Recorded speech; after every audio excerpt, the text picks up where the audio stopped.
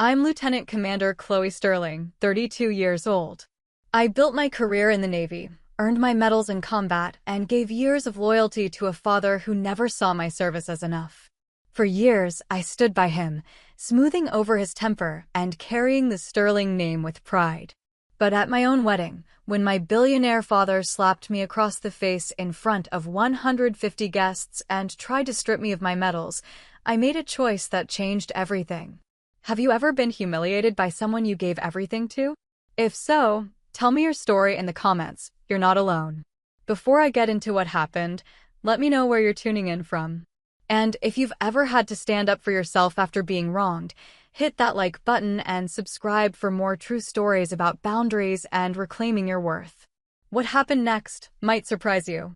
Looking back, I should have seen it coming.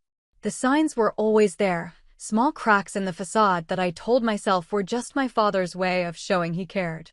Harold Sterling, CEO of Sterling Industries, worth $3 billion according to Forbes, had opinions about everything I did, especially my uniform. Still playing soldier, I see. That's what he said when I walked into his corner office last spring, fresh from a commendation ceremony. I was wearing my dress blues, 3 new ribbons pinned to my chest alongside the others I'd earned over 8 years of service. Lieutenant Commander Chloe Sterling, that was my rank. I'd worked for it. He barely looked up from his computer screen. When are you going to put this hobby aside and join the company? The board keeps asking about succession planning. I sat down across from his mahogany desk, the same one where he'd taught me to read balance sheets when I was 12. Back then, I thought he was the smartest man alive. Now I wondered when I'd started feeling like I needed his permission to breathe. It's not a hobby, Dad. It's my career. Your career. He finally looked at me, his eyes scanning the ribbons dismissively. Chloe, you're 32 years old. You have responsibilities to this family, to the company your grandfather built. These little badges don't pay dividends. Little badges. That's what he called the Navy Cross I'd earned in Syria. The Purple Heart from the same deployment. The dozen other commendations that marked 8 years of service, 3 combat tours, and more sleepless nights than I cared to count. And this SEAL boyfriend of yours, he continued, pulling up something on his phone. Louis Ernest, is it? I had him looked into. Nice enough background, I suppose, but hardly suitable for someone in your position. My position. As if being his daughter was the most important thing I'd ever accomplish. His name is Lieutenant Commander Ernest, and we're engaged. Are you? He set down his phone and leaned back in his chair. I don't recall giving permission for that. That's when I realized he actually meant it. At 32, with my own career, my own life, he thought I needed his permission to get married. The conversation went downhill from there. It became a pattern over the next few months. Corporate dinners where he'd introduce me as my daughter, the one who's still figuring out what she wants to do with her life. Charity galas where he'd make jokes about my phase in front of potential clients. Board meetings where he'd casually mention that military service was fine for some people, but real leadership happened in the private sector. The worst part wasn't what he said. It was how others responded. Polite laughter. Knowing nods. As if my 8 years in the Navy were some kind of extended college experiment that I'd eventually outgrow. Louis saw it happening before I did. We'd been together for 2 years, and he knew how to read situations. It's what made him good at his job. He's trying to control you, he said one evening after a particularly brutal family dinner. We were walking along the harbor, the lights of the city reflecting off the water. Every conversation is about what he wants you to do, not what you want to do. He's always been protective. There's a difference between protective and controlling, Chloe. Protective would be asking if you're happy. This is something else. I wanted to argue with him, but the evidence was mounting. The way my father would schedule business calls during my leave time. The passive-aggressive comments about military housing when Louis and I started looking for a place together. The suggestion that maybe I should consider flexible duty so I could be more available for family obligations. 3 weeks before the wedding, it escalated. I'd worn my uniform to a Sterling Industries board meeting, not to make a statement, just because I was coming straight from base. The meeting was routine, quarterly numbers, and strategic planning. I sat in the back, mostly listening. Afterward, he called me into his office. That was inappropriate. What was inappropriate? The uniform. This is a business environment, Chloe. There's a time and place for everything. I looked down at my dress blues, the same uniform I'd worn to White House ceremonies, Pentagon briefings, and NATO conferences. I'm proud of what I do, Dad. Pride is fine. But you need to understand how things look. The board is already questioning my judgment about succession. Having you show up in costume doesn't help. Costume. That's what broke something in me. Not all at once, but like a hairline fracture that would eventually shatter the whole structure. These aren't costumes, I said quietly. They're earned.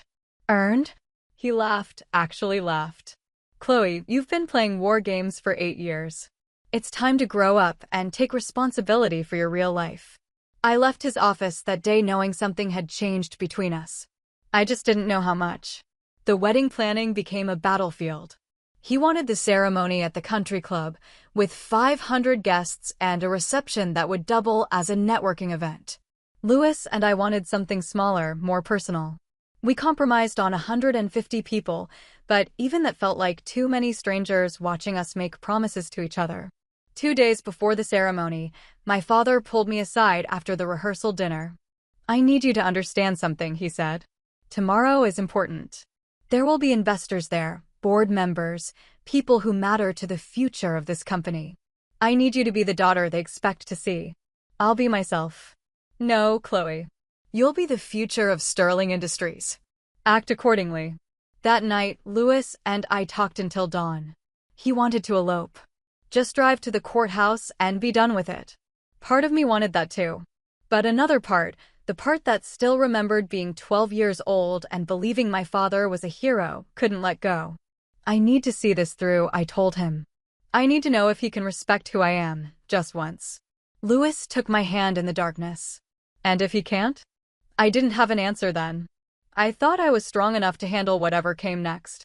I thought wrong. The morning of the wedding, I put on my uniform one more time. Not the wedding dress hanging in the closet, but my dress blues with every ribbon, every medal, every badge I'd earned. I looked in the mirror and saw 8 years of service, sacrifice, and honor looking back at me. I had no idea it would be the last time I'd look at that reflection without remembering the sound of his hand across my face. The reception hall buzzed with conversation, a mix of military precision and corporate polish. Louis's SEAL teammates stood at attention in their dress uniforms, while Sterling Industries executives adjusted their ties and checked their phones. 2 worlds that had never quite fit together, and me caught in the middle, trying to bridge a gap that maybe was never meant to be bridged. I should have known something was wrong when my father approached me during the cocktail hour. His face had that look, the one he wore during hostile takeovers and difficult board meetings. Cold calculation masked as concern. Chloe. He placed his hand on my arm, fingers gripping just a little too tight. We need to talk. Now? Dad, it's my wedding reception. Exactly. His voice carried that edge I'd learned to recognize, the tone that meant he'd made a decision and expected compliance. Look around this room. Do you see Senator Anderson? That's the chairman of the Defense Appropriations Committee. Next to him is General Hayes, and over there, the CEO of Lockheed Martin. These are important people, Chloe. People who matter. I followed his gaze across the room. Yes, I saw them. I also saw Louis's parents, simple people from Ohio who'd saved for months to afford the trip. I saw my Navy colleagues, men and women who'd served with honor in places most people couldn't find on a map. I saw friends who'd stood by me through deployments and promotions and late-night calls when the nightmares wouldn't stop. They're all important to me, Dad. His grip tightened. Don't be naive. Image matters in this business. Perception is everything. And right now, you're sending the wrong message. What message is that? He stepped closer, lowering his voice, but not his intensity. That you're confused about your priorities. That you don't understand your position in this family, in this company, in this community. Before I could respond, he was moving, walking toward the center of the reception hall where the microphone waited for toasts and speeches. I followed, a sick feeling growing in my stomach. This wasn't how these conversations usually went. Usually, he made his disapproval known in private, with cutting remarks and disappointed sighs. This felt different. Public. The room quieted as he tapped the microphone. 150 faces turned toward him, expectant smiles ready for a father's tribute to his daughter on her wedding day. Ladies and gentlemen, if I could have your attention. His voice carried the authority of boardrooms and shareholder meetings. I want to thank you all for being here to celebrate this important day with the Sterling family. I stood beside Louis, his hand finding mine instinctively. Something in my father's tone made him tense, the way he did before a mission when the intelligence didn't quite add up. My daughter Chloe has always been headstrong, my father continued, his eyes finding mine across the room. Perhaps too headstrong for her own good. She's chosen a path that, frankly, I've never understood. Playing at being something she's not, when she has real responsibilities waiting for her. The sick feeling in my stomach turned to ice. He wasn't going to give a speech about love and happiness and new beginnings. This was something else entirely. Chloe. His voice cut across the room like a blade. Come here. Every instinct I developed in 8 years of military service told me not to move. But the daughter in me, the part that still remembered wanting his approval, still hoping he might surprise me with grace, took a step forward. Take off those ridiculous medals. The room went silent. Not the comfortable quiet of an audience waiting for a punchline, but the dead silence that comes when everyone realizes they're witnessing something they shouldn't see. Dad, take them off. His voice rose, carrying across the room to every corner, reaching every ear. You've shamed this family long enough with this charade. These people don't need to see you playing dress-up at your own wedding. I felt Louis move beside me, felt his hand on my shoulder. Felt the weight of 150 pairs of eyes watching this moment unfold. Saw my mother's face, pale and stricken, near the head table. Saw Senator Anderson lean toward his wife, whispering something behind his hand. No. My voice was steady, quieter than his, but carrying just as far. I earned them. That's when he moved. 3 steps across the space between us, his face dark with rage and embarrassment and something deeper. Something that looked like hatred for the woman I'd become instead of the daughter he'd planned. The slap echoed across the room like a gunshot. I felt the sting across my cheek, felt my head snap to the side from the force of it. But more than the physical pain was the shock of it, the public humiliation of being struck like a disobedient child in front of everyone who mattered to both of us. For a heartbeat, nobody moved. The room held its breath, waiting to see what would happen next. Would I crumble? Would I apologize? Would I finally become the obedient daughter he'd always demanded? But before I could react, before I could even process what had just happened, Louis was there. His hand caught my father's wrist midair as the older man drew back for another blow. Caught it, and held it with the kind of strength that comes from years of training, the kind of grip that doesn't let go until the threat is neutralized. And then Louis spoke 6 words that changed everything. They should hear about your mistress. My father's face went white. Not pale, not surprised, but completely, utterly white, as if every drop of blood had drained from his head in an instant. The room erupted. Not in sound, but in a kind of collective intake of breath, a shared realization that they'd just witnessed something that would be talked about for years. Senator Anderson straightened in his chair. General Hayes set down his drink. The CEO of Lockheed Martin pulled out his phone. Louis released my father's wrist and stepped back, his arm moving around my shoulders. Protective but not possessive. Present but not controlling. My father stood frozen, his hand still raised, his mouth opening and closing like a fish pulled from water. For the first time in my life, Harold Sterling had nothing to say. I should have felt vindicated. I should have felt the satisfaction of seeing him finally exposed, finally held accountable for his hypocrisy. Instead, I felt hollow. Empty. Like something inside me had just died, something I hadn't even known I was still carrying until it was gone. The daughter who'd wanted his approval. She was gone now, killed by his hand across my face in front of everyone who mattered to both of us. I touched my cheek where his palm had landed, felt the heat still radiating from my skin. Then I looked around the room one more time, at all these important people who'd just seen the real Harold Sterling, and I walked away. Louis walked with me, his presence steady and sure beside me. We didn't run. We didn't hurry.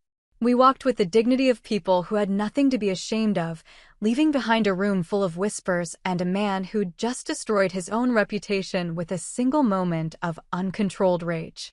Outside, in the cool evening air, I finally let myself breathe. Growing up in Harold Sterling's house was like living in a museum where I was both the prize exhibit and the least important artifact. Everything revolved around the company, around the image, around maintaining the reputation of a man who'd built an empire on precision and control.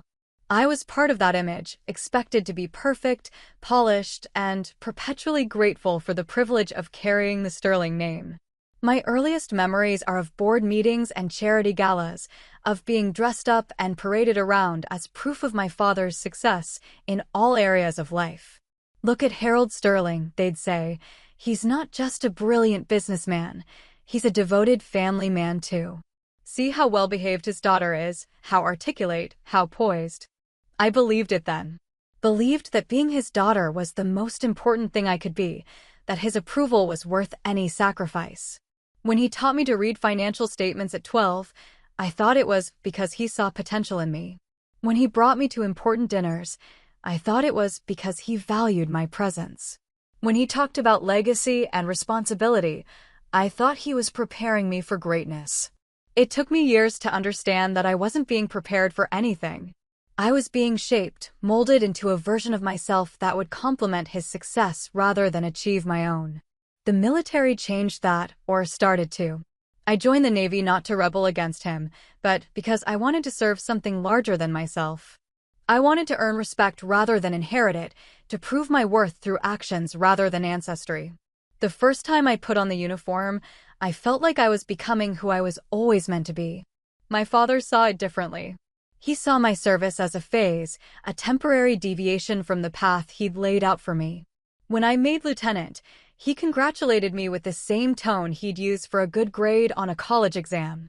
When I earned my first commendation, he framed it and hung it in his office next to photos of himself with presidents and prime ministers, as if my achievement was really his. But I was changing, becoming someone he hadn't planned for. Every deployment made me more independent.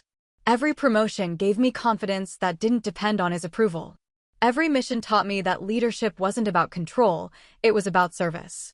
The first time I openly disagreed with him, I was 28. He wanted me to leave the Navy and join Sterling Industries as a vice president, starting at a salary that would have taken me 15 years to earn in the military. It was a generous offer, objectively speaking. It was also a cage.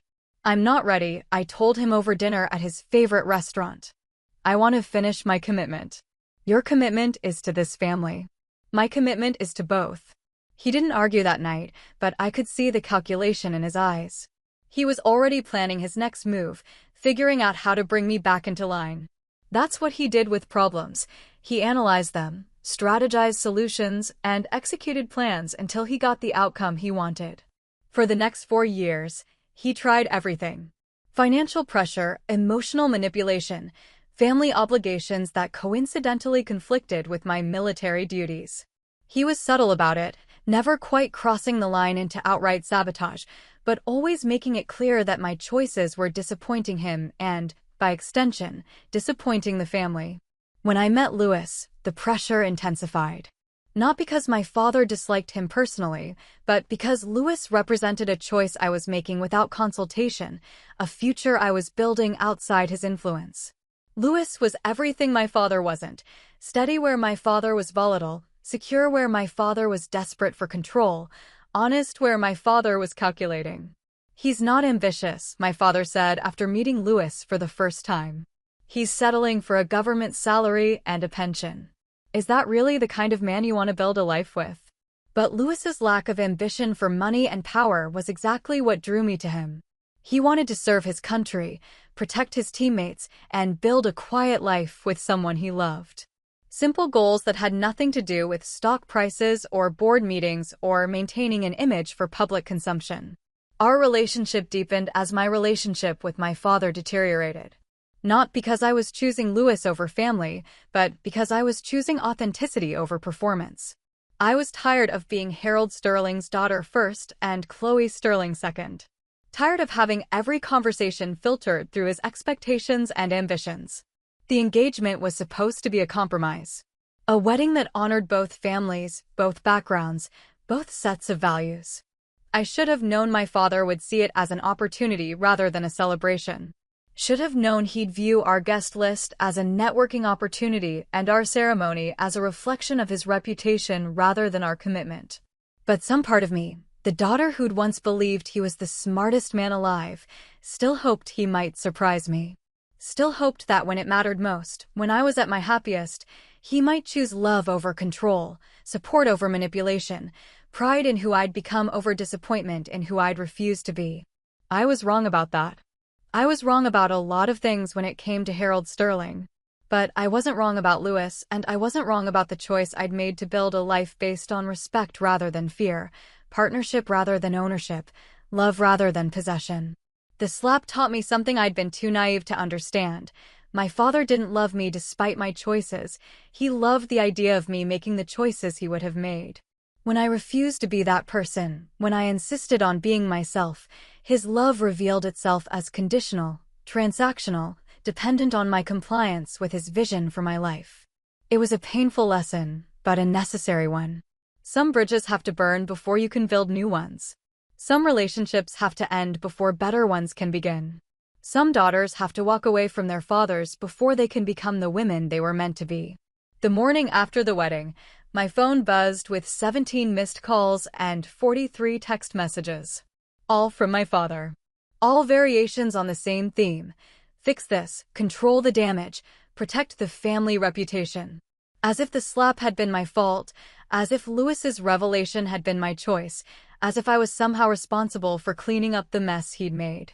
I turned off my phone and went for a run instead. Louis had already left for base, giving me space to process what had happened without having to perform strength I didn't feel yet. The apartment felt different that morning, lighter somehow, like a weight I'd been carrying for years had finally been lifted. Even the air seemed cleaner. By noon, the calls started coming to our landline. First my mother, then my father's assistant, then family friends who'd been at the wedding and wanted to check on me, but really wanted to gossip about what they'd witnessed. I unplugged the phone and made coffee instead.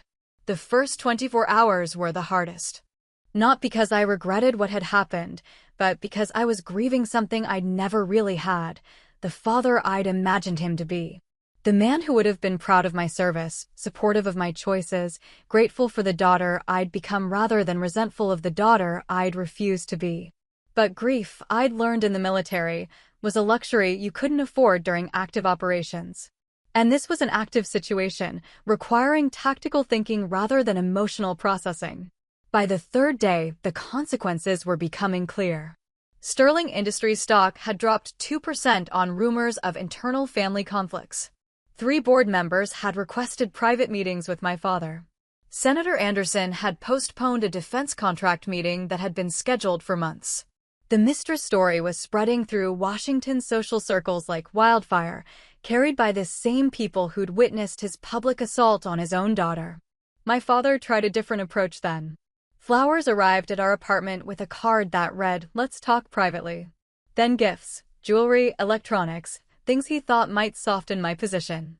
When those failed, he sent his lawyer with documents transferring a trust fund into my name, millions of dollars that would be mine immediately if I signed a non-disclosure agreement about recent family disagreements. I burned the documents in our fireplace and sent the ashes back in the same envelope. That's when he got desperate. "Chloe, please." His voice on the voicemail sounded older, frielier than I'd ever heard it. "You're my daughter. You're all I have. We can work this out, we can fix this. Just call me back." But he was wrong about that. I wasn't all he had, and he wasn't all I had. He had his company, his reputation, his billions of dollars, and his board of directors, and his network of powerful friends who were already distancing themselves from the liability he'd become. And I had Louis, I had my career, I had 8 years of service that had taught me the difference between loyalty and submission, between family and ownership. The breaking point came 2 weeks after the wedding. He showed up at my apartment unannounced, looking haggard and desperate in a way I'd never seen before. His hair was uncombed, his suit wrinkled, his eyes red-rimmed from lack of sleep. "You have to help me," he said when I opened the door. "The board is calling for my resignation. The contracts are being canceled. Everything I've built is falling apart because of what happened at your wedding. Because of what you did at my wedding. Because of what he said." His voice turned sharp again, familiar in its blame-shifting.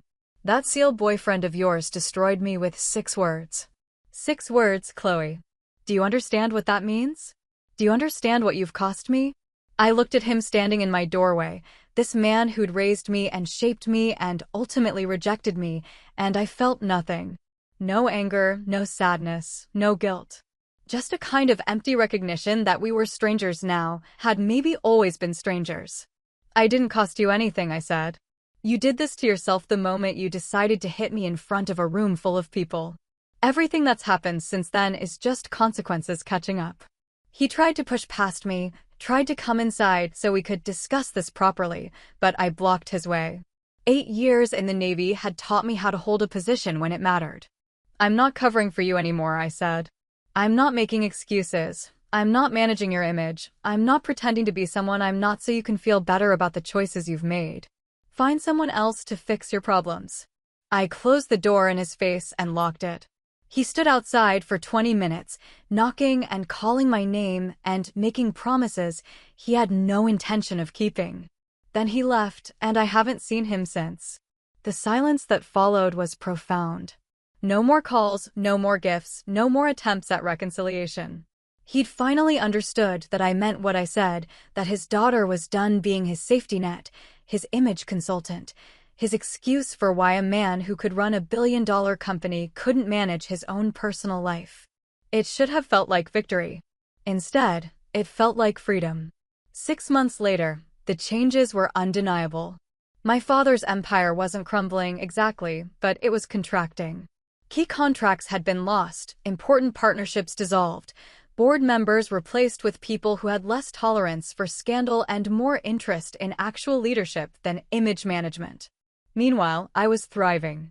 The Navy had promoted me to commander, a recognition of work I'd been doing for years, but that had somehow been overshadowed by my father's constant demands for attention and energy. My colleagues, the ones who'd witnessed his behavior at the wedding, treated me with a respect that felt different now, deeper. Not because they pitied me, but because they'd seen me handle a crisis with dignity and strength. Louis and I had settled into a rhythm that felt natural in a way my relationship with my father never had.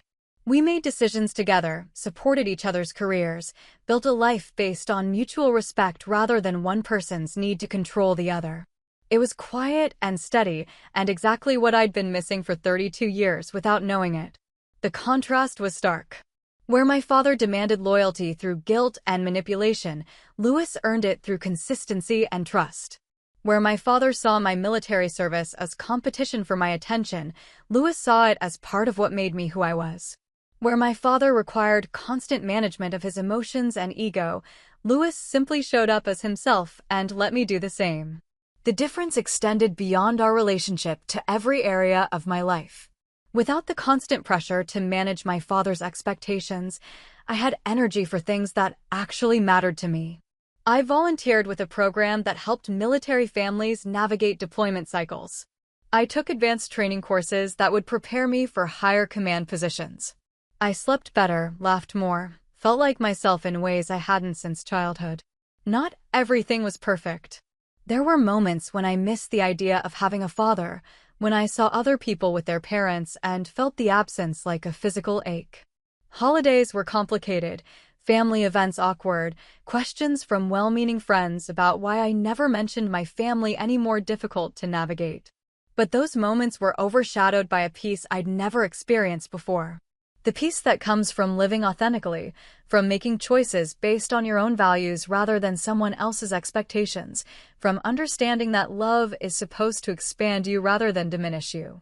My father made one last attempt at contact, a letter delivered by courier on what would have been my 33rd birthday. It was 3 pages long, filled with apologies that felt calculated rather than genuine, explanations that blamed everyone but himself for what had happened, and promises of change that I'd heard too many times to believe. The final paragraph was the most telling. "I know you think I don't love you, but you're wrong. I've always loved you.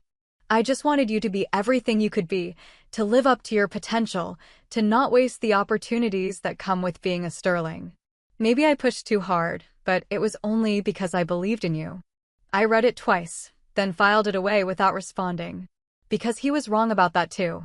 He'd never loved me for who I was, only for who he thought I should become. He'd never wanted me to live up to my potential, only to his version of what my potential should be. And he'd never believed in me, only in his ability to shape me into something that would reflect well on him. Real love looked different. It looked like Louis celebrating my promotion without trying to redirect the conversation to his own achievements. It looked like my Navy colleagues respecting my decisions even when they disagreed with them. It looked like building a life based on values I'd chosen rather than inherited, goals I'd set rather than been assigned, relationships that enriched me rather than depleted me. It looked like standing in my dress uniform, medals intact, at a ceremony honoring military families, knowing that every ribbon on my chest represented something I'd earned through service rather than been given through accident of birth. It looked like coming home to a partner who saw my strength as attractive rather than threatening, who supported my ambitions rather than competing with them. It looked like finally understanding that some relationships are worth fighting for, and others are worth walking away from, and wisdom lies in knowing the difference. The wedding that was supposed to be a celebration became a turning point instead. Not the humiliation my father intended, but a moment of clarity that changed everything. A public revelation of who we really were when the masks came off, when the pressure mounted, when the choice had to be made between control and love. He chose control. I chose love. And that, more than anything else, made all the difference. 2 years have passed since that wedding day, and the story has become legend in certain circles. Not the version my father would tell, where an ungrateful daughter destroyed a family legacy over a simple misunderstanding, but the true version, where a woman finally claimed her own life after decades of living someone else's expectations.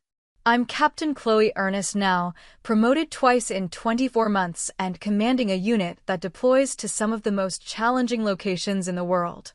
The work is demanding, dangerous sometimes, but it's mine in a way that nothing in my father's world ever was.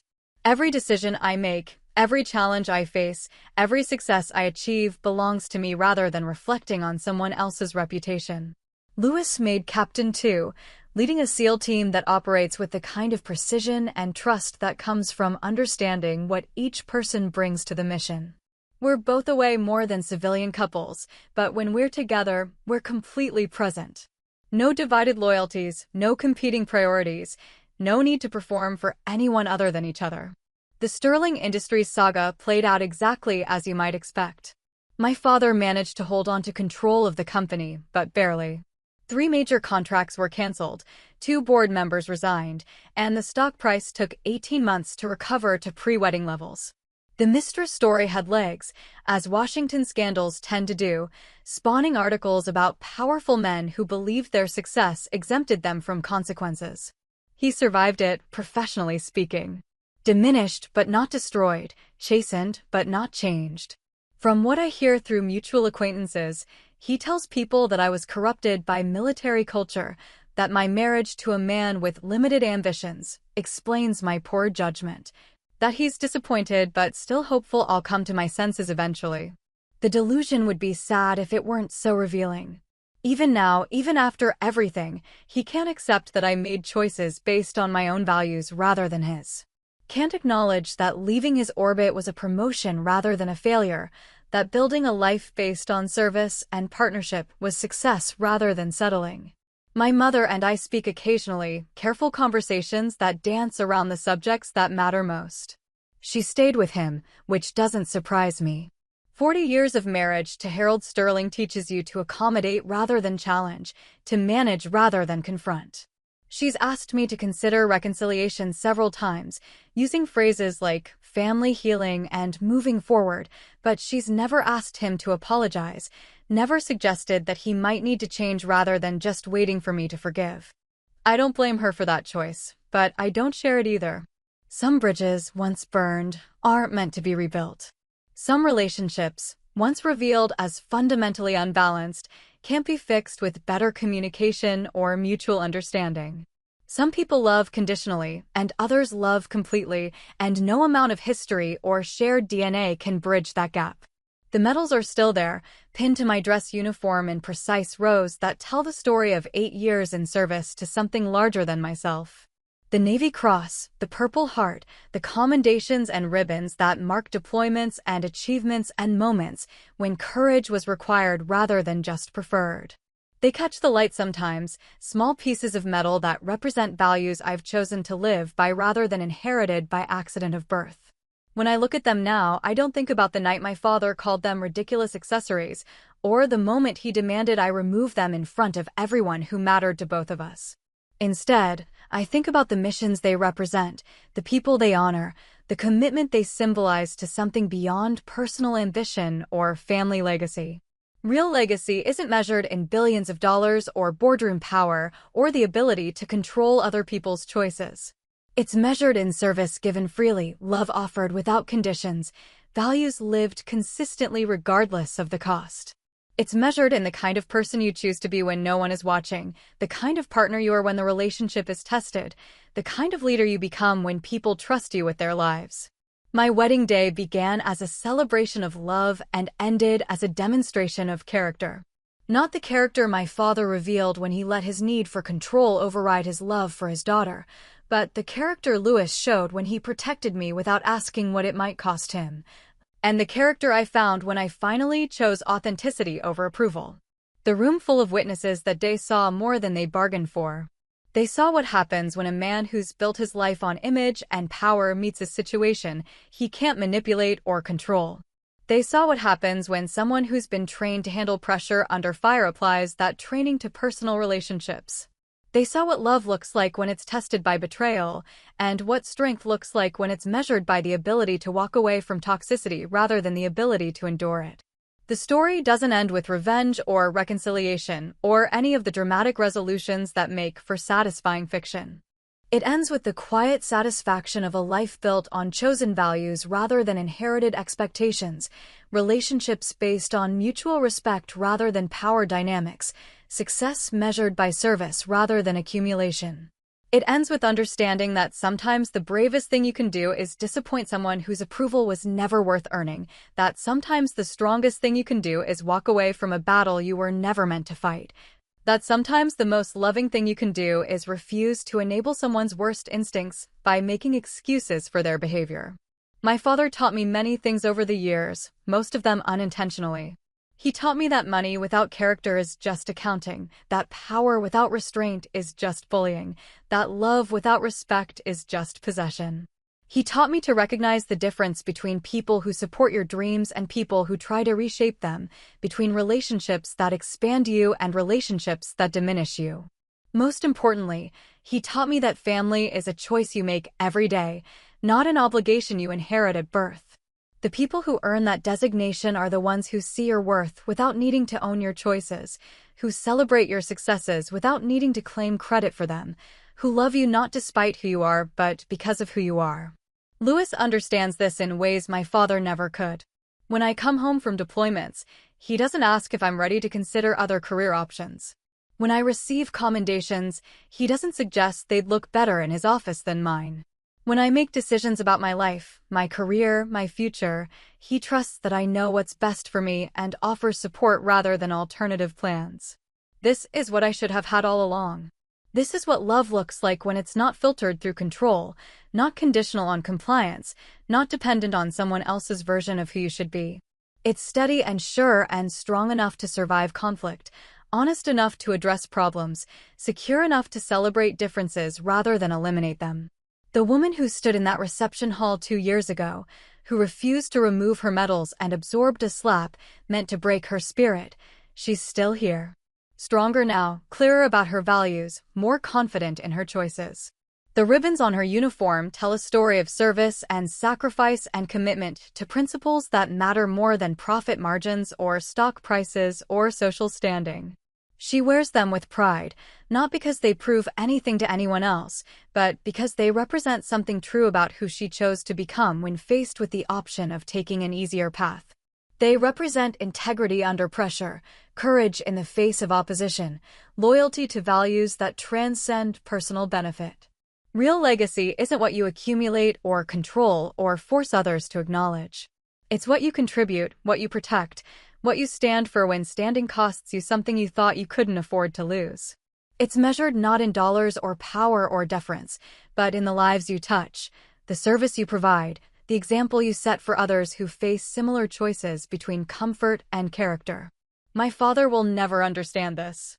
He'll continue to measure success by the size of his company, the balance in his accounts, the influence he wields over others. He'll continue to see my choices as rebellion rather than growth, my marriage as settling rather than ascending, my military service as a phase rather than a calling. That's his loss, not mine. His failure to recognize value that can't be quantified, love that can't be commanded, strength that doesn't require others to be weak. His inability to see that the daughter he tried to control became exactly who she was meant to be when she finally escaped his expectations. I don't hate him for it anymore. Hatred requires energy I'd rather spend on people and purposes that deserve it. Instead, I feel something closer to pity for a man so focused on managing appearances that he missed the reality of having a daughter who achieved everything he claimed to want for her, just not in the form he'd imagined. The medals stay. The uniform stays. The marriage stays. The career stays. The choice to build a life based on service rather than accumulation, respect rather than deference, love rather than control, that stays too. And if someone asks about that night, about the wedding where a billionaire CEO slapped his daughter and lost everything that mattered in 6 words from a Navy SEAL, I tell them the truth. Not the version that makes for better gossip, but the version that makes for better understanding. Sometimes you have to lose the family you were born into to find the family you were meant to have. Sometimes you have to walk away from approval to find acceptance. Sometimes you have to disappoint the wrong people to become the right person. The story ends here, with a woman in uniform who knows her worth, a marriage built on mutual respect, a career dedicated to service, and the quiet satisfaction of a life lived according to chosen values rather than inherited expectations. It ends with understanding that real strength isn't the ability to control others, but the courage to be yourself regardless of who approves. The medals catch the light as I write this, small pieces of metal that represent large pieces of truth about what matters and what doesn't, what lasts and what fades, what's worth fighting for and what's worth walking away from. They're mine, earned through service and sacrifice and the decision to stand for something larger than personal ambition. They're staying exactly where they are. 3 years after the wedding, I received an unexpected call from my father's assistant. Margaret had worked for Sterling Industries for 23 years, managing his calendar and his crises with equal efficiency. Her voice was different this time, softer, more personal than the professional tone she'd always used during my childhood visits to his office. "Captain Ernest? I hope you don't mind me calling directly. I got your number from the Navy directory. What can I do for you, Margaret? It's about your father. He's had a heart attack. He's stable now, but the doctors say it was significant. He's asking for you." I sat in my office at the base, looking out at the training grounds where my unit was running formation drills. The request felt surreal after 3 years of complete silence. No birthday cards, no holiday calls, no acknowledgement of my promotions or Lewis's achievements. Nothing. And now, when he was vulnerable, when he needed something from me, suddenly I was his daughter again. Is he going to recover? The doctors think so, yes. But it will be a long process. He's been asking for you since he woke up in the ICU. He wants to see you. I told her I'd think about it and ended the call. That evening, Lewis and I talked it through over dinner, the same careful discussion we'd have about any mission with complex variables and uncertain outcomes. "What do you want to do?" he asked, because that's how our relationship worked. No pressure, no assumptions, just honest questions that helped me think through the decision. "I don't know. Part of me thinks I should go. He's still my father, regardless of everything else. But another part of me wonders if this is just another manipulation. Crisis brings out people's worst instincts sometimes. And sometimes it brings out their best.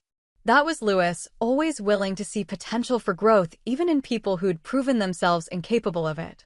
It was one of the things I loved about him, even when it challenged my own more skeptical instincts.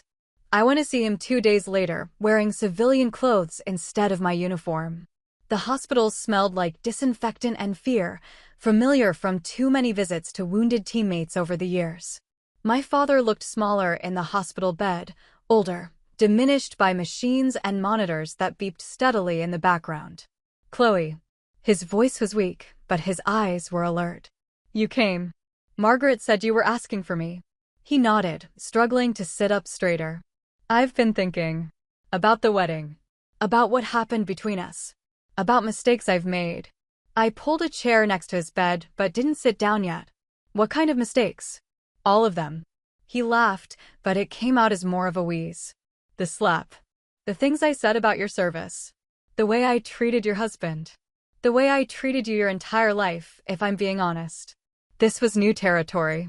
Harold Sterling admitting mistakes, accepting responsibility, acknowledging that his behavior had consequences. I wanted to believe it was genuine, but 32 years of experience made me cautious. "Dad, you almost died." People say things when they're scared that they don't necessarily mean when they're better. Maybe. But I've had a lot of time to think these past few days. Do you know what I kept coming back to? That night at the wedding, when you refused to take off your medals. You were right to refuse. They weren't ridiculous. I was. I sat down then, because this conversation required more balance than I could maintain while standing. "You were angry." People say things when they're angry. No, Chloe. I wasn't angry. I was scared. He turned his head to look at me directly. I was scared that I'd raised a daughter who was stronger than me, braver than me, better than me in every way that mattered. And instead of being proud of that, I tried to tear you down to make myself feel bigger. The monitors continued their steady beeping while I processed what he'd said. This was the conversation I'd wanted to have for years, the acknowledgement I'd waited for, the apology I'd stopped expecting. It should have felt like vindication. Instead, it felt complicated. Why no? Why not 3 years ago, or 5 years ago, or when I first joined the Navy? Because I wasn't dying 3 years ago. He smiled, a shadow of the confident expression I remembered from childhood. Funny how mortality clarifies things. Makes you realize what actually matters and what's just ego dressed up as principle. We talked for 2 hours that day. Not the careful, performative conversations of my childhood, but real dialogue between two adults who'd hurt each other and were trying to figure out if there was a path forward. He asked about my career, my marriage, my life in ways that suggested genuine interest rather than strategic intelligence gathering. "Are you happy?" he asked as visiting hours were ending. "Yes. Very happy." "Good. That's what I should have wanted all along. Your happiness, not your compliance." I left the hospital that day feeling something I hadn't expected: hope. Not for a complete reconciliation, not for erasing years of damage with one honest conversation, but for the possibility that people could change, that relationships could evolve. That forgiveness didn't have to mean forgetting, but might mean moving forward differently. Louis was waiting when I got home, takeout containers from our favorite Thai place arranged on the kitchen table. He didn't ask how it went right away, just let me settle in, eat something, find my equilibrium before we talked through what had happened. He apologized, I told him finally. Actually apologized. Not the non-apology version where he explains why his behavior was justified, but a real acknowledgement that he was wrong. How do you feel about that? Confused. Relieved. Suspicious. Hopeful. All at the same time. Louis reached across the table and took my hand. "What do you want to do with it?" "I want to see if it's real. If he means it, if he's actually capable of change, or if this is just fear talking and he'll go back to being himself once he recovers. And if it's real, then maybe we can build something different. Not the relationship we had before, but something based on who we actually are instead of who he wanted me to be." The recovery was slow and complicated, like most meaningful changes. My father spent 6 weeks in various stages of hospital care, then months of cardiac rehabilitation and lifestyle modifications that forced him to confront mortality in ways he'd never had to before. I visited twice a week, conversations that gradually became easier as we learned to relate to each other without the power dynamics that had defined our relationship for decades. He asked questions about my military service that went beyond surface details, genuine curiosity about the work I did, the people I served with, the missions that had shaped my understanding of leadership and sacrifice. He listened when I talked about Lewis's career, about the challenges and rewards of military marriage, about the life we'd built together. Most surprisingly, he began to share things about himself that had nothing to do with business success or family legacy. Stories about his own father, a man I'd barely known who died when I was young. Regrets about choices he'd made in building the company, relationships he'd sacrificed for success that suddenly seemed less important than he'd believed. "I thought providing for you meant giving you everything I'd never had," he said during one of these conversations. "Financial security, social position, opportunities that money could buy. I never considered that what you might need most was something I'd forgotten how to give. Which was unconditional support. The freedom to become whoever you were meant to be, not whoever I thought you should be." The conversations weren't always easy. There were moments when old patterns reasserted themselves, when his instinct for control bumped up against my hard-won independence, when we had to consciously choose to interact differently than we always had. But the difference now was that we both recognized these moments and made efforts to correct course rather than escalating into familiar conflicts.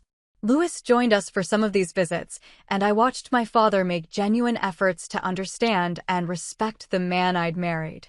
He asked about SEAL training, about deployment challenges, about the kind of leadership required when people's lives depend on your decisions. The questions weren't strategic or calculating. They came from someone trying to understand a world completely different from his own. "Your husband is a good man," he told me after one of these conversations. I didn't see it before because I was looking for the wrong things. I was measuring him against standards that don't actually matter. What do you see now? Someone who loves you for who you are instead of who you could become for him. Someone who makes you stronger instead of smaller. Someone who earns respect instead of demanding it. These words meant more to me than any apology because they showed understanding, not just regret. They showed that he'd learned to recognize value in forms he'd previously dismissed, to appreciate qualities he'd never prioritized, to see strength in ways that didn't require others to be weak. The business suffered during his recovery, but not catastrophically. The crisis he'd predicted if he ever stepped back from daily operations never materialized. The company continued functioning, projects moved forward, decisions got made without his direct involvement. This taught him something he'd never been willing to accept, that his worth wasn't measured solely by his indispensability, that success didn't require his constant control, that other people were capable of handling responsibilities he'd never been willing to delegate. "I spent 40 years building something I thought would collapse without me," he said during one of our later conversations. "Turns out it was stronger than I gave it credit for. Maybe if I'd trusted other people more, I would have had more time for the things that actually mattered." 6 months after his heart attack, he was cleared to return to work part-time. Instead of resuming his previous schedule of 16-hour days and weekend board meetings, he chose to work 4 days a week, delegating more responsibility to senior executives he'd previously micromanaged. The change wasn't just physical, it was philosophical. He was learning, slowly and sometimes painfully, to measure success differently. The real test came during my next deployment. Lewis and I were both assigned to a classified mission that would keep us overseas for 4 months. In the past, my father would have used my absence as evidence that military service was incompatible with family obligations, would have pressured me to consider alternatives that would keep me closer to home. This time was different. He called before we left, not to argue about my choices, but to tell me he was proud of my service and would be thinking of both Lewis and me while we were away. He sent care packages that included not just personal items, but things for my entire unit, understanding that military service was communal rather than individual. When we returned, he was there at the base to welcome us home, standing with other military families, wearing a simple suit instead of the power wardrobe that had once defined his public appearances. He hugged me without reserve, shook Louis's hand with genuine respect, and asked about our mission in ways that showed he understood the difference between curiosity and classified information. "You both look good," he said as we walked to our car. "Tired, but good. Like people who know what they're doing with their lives." That evening, he joined us for dinner at our house, the first time he'd been in our home since before the wedding. He admired the photos on our walls, pictures from deployments and ceremonies and quiet moments that told the story of our life together. He asked Louis about his latest training exercises, listened to stories about teammates and challenges and small victories that civilian success couldn't quite capture. "I understand now," he said as the evening was ending, "why you chose this life. It's not about the money or the recognition or the career advancement. It's about being part of something that matters, serving something larger than yourself." "It's what you taught me, actually," I said, surprising both of us. "You always talked about legacy, about building something that would last beyond your own life. I just found a different way to do it." He nodded, understanding something that had taken him years to recognize. Different, but not wrong. Maybe better, in ways I was too stubborn to see. The relationship we've built isn't perfect.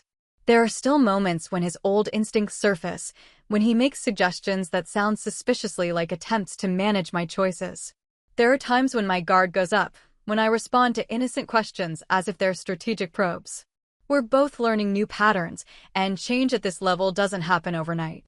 But it's real.